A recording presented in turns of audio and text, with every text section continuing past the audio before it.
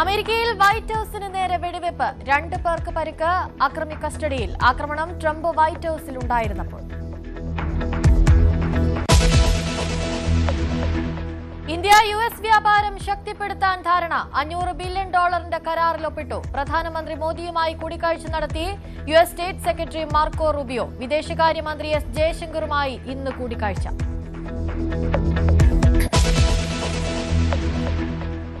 അൻസിബ വിവാദത്തിൽ അമ്മ executive committee ഉടൻ. ടിനി ടോമിനെ പുറത്താക്കണമെന്ന് വീണ്ടും അൻസിബ ഹസൻ. ടിനിക്കെതിരെ പരാതി നൽകി നീന കുറുപ്പും ഗൂഢാലോചന സംശയിക്കുന്നതായി ശ്വേത മേനോൻ.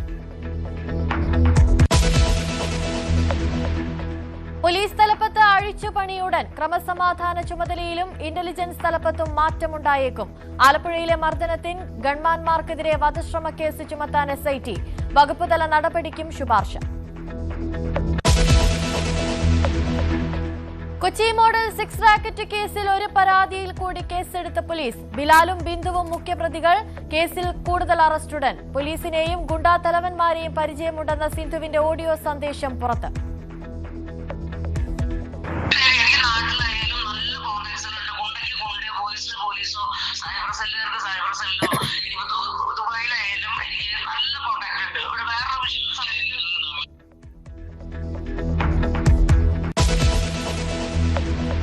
പാഠപുസ്തക വിതരണം വേഗത്തിലാക്കുമെന്ന് വിദ്യാഭ്യാസ മന്ത്രി. ഈ മാസം 30-ന് മുൻപ് വിതരണത്തിനെത്തിക്കാമെന്ന് പ്രതീക്ഷ. +1 സീറ്റ് ഏറ്റവും കുറവ് മലപ്പുറത്തായതിനാൽ അഡീഷണൽ സീറ്റ് അനുവദിക്കും. PM ശ്രീയിൽ നിയമവശങ്ങൾ പരിശോധിച്ച് തീരുമാനമെടുക്കുമെന്നും N ഷംസുദ്ദീൻ. സംസ്ഥാനത്ത് കനത്ത മഴ തുടരും. തൃശൂരിൽ ഓറഞ്ച് അലർട്ട്. ശക്തമായ കാറ്റിനും മിന്നലിനും സാധ്യത.